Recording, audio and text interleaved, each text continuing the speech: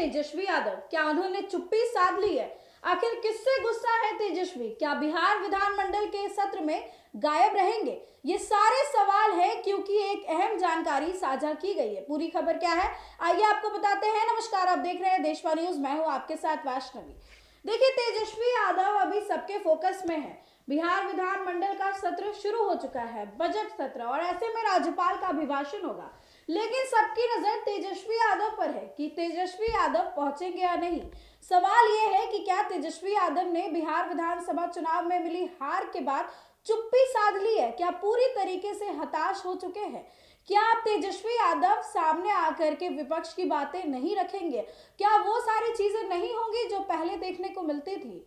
दरअसल आपको बता दें कि आरजेडी की तरफ से एक पोस्ट साझा किया गया है, जिसको लेकर के अब यही अनुमान लगाया जा रहा है कि इस बार के बिहार विधानमंडल के बजट सत्र में तेजस्वी यादव नहीं पहुंचेंगे।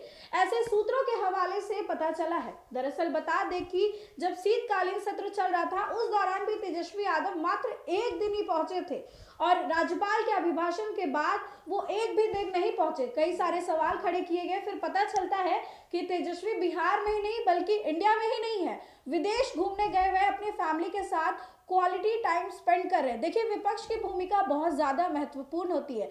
डेमोक्रेसी में विपक्ष रहता है तो सत्ता पक्ष से सवाल करते हैं और कहीं ना कहीं सत्ता पक्ष को इसका जवाब भी देना होता है और विपक्ष कहीं ना कहीं सारी बातें सामने रखता है। लेकिन विपक्ष के नेता प्रतिपक्ष तेजस्वी यादव ही अगर गायब रहेंगे तो फिर आवाज बनेगा कौन?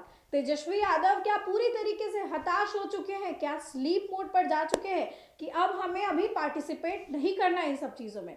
दरअसल बता दें कि आरजेडी के ऑफिशियल हैंडल से एक पोस्ट साझा किया गया है, जिसकी वजह से ये खबर सामने आ रही है। इस पोस्ट में बताया गया है कि 25 तारीख को तेजस्वी यादव के पैर में गंभीर चोट लगी, जिसकी वजह से उनके पैर का जो नाखून है वो उखड़ चुका है। अब नाखून उखड़ा है 25 तारीख को, लेकिन इस बात की जानकारी दी गई है कल रात, यानी कि बजट सत्र के कुछ समय पहले।